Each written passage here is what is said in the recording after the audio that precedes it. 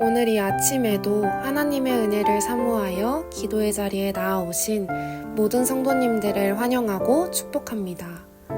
오늘 우리에게 주신 하나님의 말씀은 신약성경 누가복음 5장 12절에서 26절까지의 말씀입니다.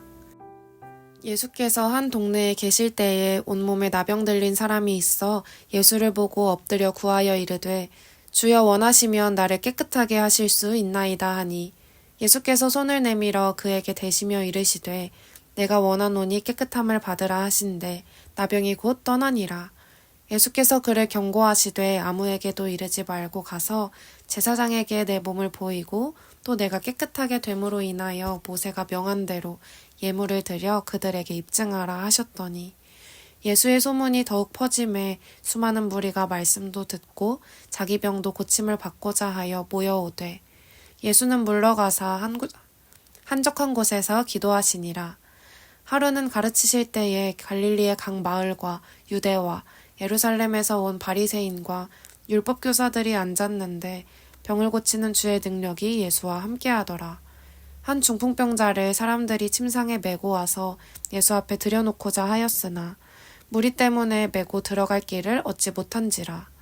지붕에 올라가 기와를 벗기고 병자를 침상째 무리 가운데로 예수 앞에 달아내리니 예수께서 그들의 믿음을 보시고 이르시되 이 사람아 내 죄사함을 받았느니라 하시니 서기관과 바리새인들이 생각하여 이르되 이 신성모독하는 자가 누구냐 오직 하나님 외에 누가 능히 죄를 사하겠느냐. 예수께서 그 생각을 아시고 대답하여 이르시되 너희 마음에 무슨 생각을 하느냐 내 죄사함을 받았느니라 하는 말과 일어나 걸어가라 하는 말이 어느 것이 쉽겠느냐. 그러나 인자가 땅에서 죄를 사하는 권세가 있는 줄을 너희로 알게 하라 하시고 중풍병자에게 말씀하시되 내가 내게 이르노니 일어나 내 침상을 가지고 집으로 가라 하시매 그 사람이 그들 앞에서 곧 일어나 그 누웠던 것을 가지고 하나님께 영광을 돌리며 자기 집으로 돌아가니 모든 사람이 놀라 하나님께 영광을 돌리며 심히 두려워하여 이르되 오늘 우리가 놀라운 일을 보았다 하니라.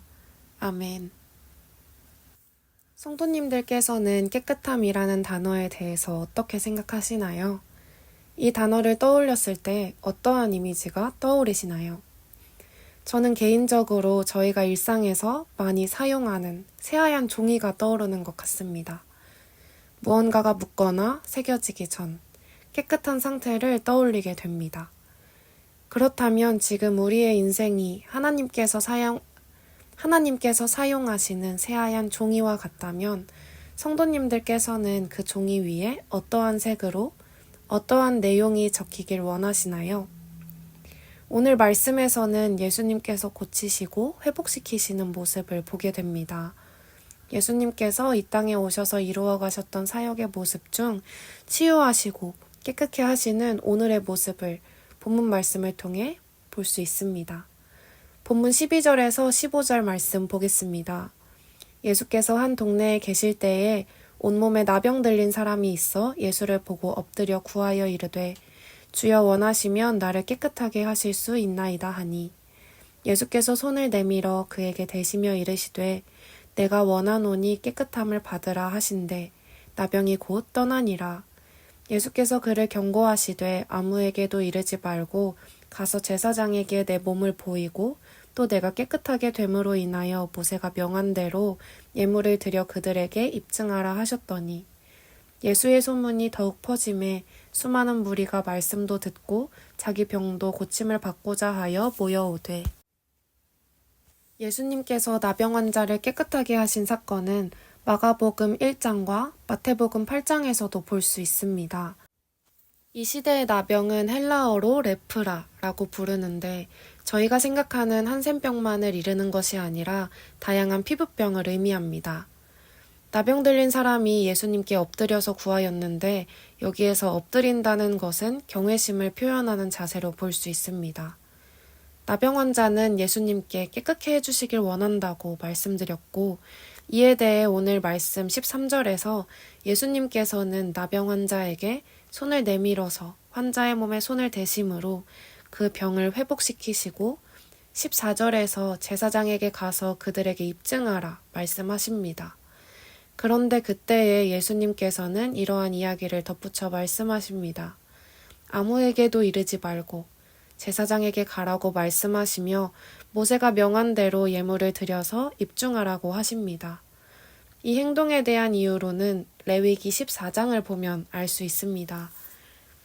레위기 14장 1절에서 2절 말씀 보겠습니다. 여호와께서 모세에게 말씀하여 이르시되 나병 환자가 정결하게 되는 날의 규례는 이러하니 곧 그 사람을 제사장에게로 데려갈 것이요. 하나님께서 만드신 규례는 당시에 나병 환자가 정결하게 되었을 때 제사장에게 가는 것이었습니다. 그리고 그때의 제사장은 그 나병 환자를 살펴보고 나병 환자가 나았으면 새 2마리와 홍색 실과 우슬초를 가져오게 하고 이후에 제사장은 여러 과정을 통해 하나님께서 말씀하신 대로 깨끗하게 하는 과정을 갖습니다. 다시 돌아와서 이어서 누가복음 5장 16절 말씀 보겠습니다. 예수는 물러가사 한적한 곳에서 기도하시니라. 예수님께서는 나병 환자를 고치시고 자신의 사역을 마치시며 한적한 곳에서 기도하셨습니다. 예수님께서는 여러 사역들 가운데에도 습관적으로 한적한 곳을 향해 하나님과 관계 맺는 시간을 가지셨습니다. 하나님과 함께 나가기 위해서 이 시간 또한 가장 우선순위에 두고 지켜나가셨던 것이지요. 이어서 17절에서 20절 말씀 보겠습니다. 하루는 가르치실 때에 갈릴리의 각 마을과 유대와 예루살렘에서 온 바리새인과 율법 교사들이 앉았는데 병을 고치시는 주의 능력이 예수와 함께하더라. 한 중풍병자를 사람들이 침상에 메고 와서 예수 앞에 들여놓고자 하였으나 무리 때문에 메고 들어갈 길을 얻지 못한지라. 지붕에 올라가 기와를 벗기고 병자를 침상째 무리 가운데로 예수 앞에 달아내리니 예수께서 그들의 믿음을 보시고 이르시되 이 사람아 내 죄사함을 받았느니라 하시니 위 말씀에서 바리새인은 많은 사람들이 율법을 신실하게 지키게 하고자 하는 사람이었고 율법 교사들은 종교에 대한 법률가들이었습니다. 율법 교사들은 구약 성경에 나오는 가르침을 시대의 흐름 속에서 새로운 배경과 상황 속에서 바르게 적용하고 구체적으로 지킬 수 있도록 하는 사람들이었습니다. 이때 이들과 함께 계실 때 예수님께서는 한 중풍병자를 발견하게 되셨고 무리가 너무 많았기 때문에 사람들은 예수님 앞에 중풍병자를 침상째 달아 내리기까지 했습니다. 여기에서 저희가 생각할 수 있는 것은 중풍병자의 친구들이 중풍병자를 예수님 앞에 내려놓기 위해서 어떠한 일도 서슴지 않았다는 것입니다. 이들은 지붕을 뜯어냈을 뿐 아니라 예수님 앞으로 내리기 위해서 그 길까지 빠르게 만들었습니다.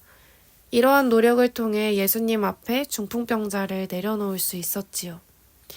예수님께서는 친구들의 믿음을 보고 중풍병자의 병을 낫게 하시고 또한 중풍병자의 죄를 용서해 주셨습니다. 예수님께서는 불가능하다고 생각되는 상황도 바꾸어 놓을 수 있는 힘과 능력을 지니고 계시고 우리가 예수님을 믿음으로 결단하며 살아갈 때 하나님께서는 우리의 생각을 뛰어넘는 놀라운 은혜를 경험케 하십니다. 마지막으로 21절에서 26절 말씀 보겠습니다. 서기관과 바리새인들이 생각하여 이르되 이 신성 모독하는 자가 누구냐? 오직 하나님 외에 누가 등이 죄를 사하겠느냐? 예수께서 그 생각을 아시고 대답하여 이르시되 너희 마음에 무슨 생각을 하느냐?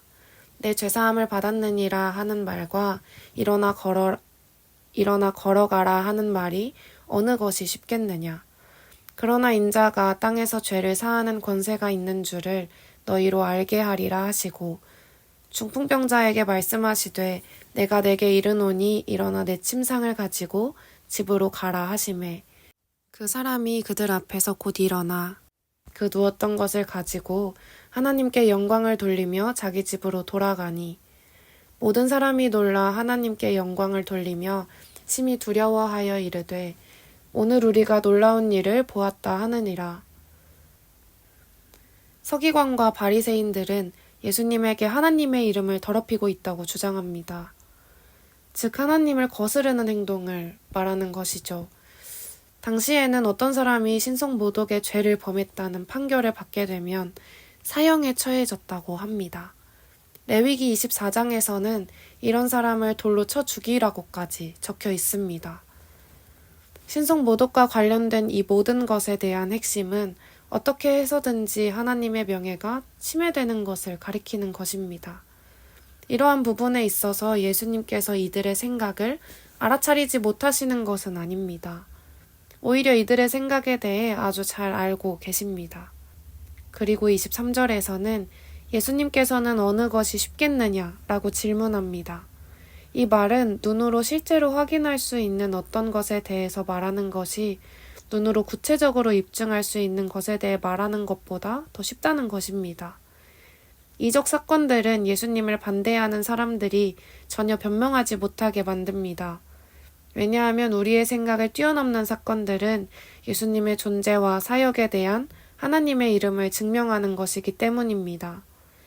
이 흐름에서 중풍병자에게 내 침상을 가지고 집으로 가라 라고 하셨던 이 말씀도 중풍병자의 병이 나았다는 것을 말씀하고 계십니다. 그로 인해 중풍병자가 하나님께 영광을 돌리며 기쁨으로 돌아가는 모습까지 비춰주고 많은 사람들이 하나님의 일하심을 보고 놀라 하나님께 영광을 돌리고 두려워하였습니다. 하나님의 일하심이 우리의 삶 속에서도 끊임없이 나타나고 있는 줄 믿습니다. 우리는 알아차리지 못하고 그 속의 의미를 알지 못하며 우리는 살아가고 있을 때가 많습니다.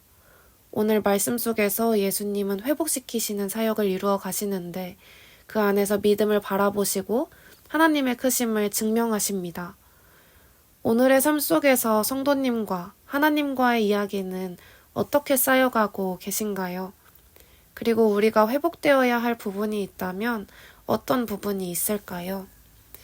오늘 말씀 속에서 우리가 알아야 할 것은 예수님께서는 많은 이들을 회복시키시고 그 안에서 하나님을 드러내는 삶을 살아가신다는 것입니다. 그 안에서 보시는 것은 간절함 속에 예수님을 향한 믿음의 모습을 보시며 포기하지 않는 개인의 모습을 보십니다. 그리고 하나님께서 사랑하셔서 가장 잘 아시기에 오늘도 예수님을 통해 우리를 깨끗하게 하셨고 하나님께로 다시금 나아오길 원하십니다. 그리고 그 하나님의 일하심과 크심을 우리가 기억하길 원하십니다. 저희 안에 쌓여가는 하나님과의 이야기들이 있을 것입니다. 삶의 여정을 걸어갈 때 우리의 마음이 우리의 죄를 깨끗하게 하신 하나님의 은혜를 기억하고 예수님의 모습을 닮아 하나님과 끊임없이 관계 맺으며 하나님의 이름을 삶 속에서 우리의 최선을 통해 드러내길 소망합니다. 오늘도 하나님 안에서 사소한 믿음의 행동들을 통해 하나님께 영광 돌리는 삶을 각 자리에서 더 많은 순간 살아내시는 성도님들과 제가 되길 하나님의 이름으로 축복합니다. 기도하겠습니다. 우리를 죄로부터 깨끗게 하신 하나님, 오늘을 살아갈 수 있게 하심에 감사합니다.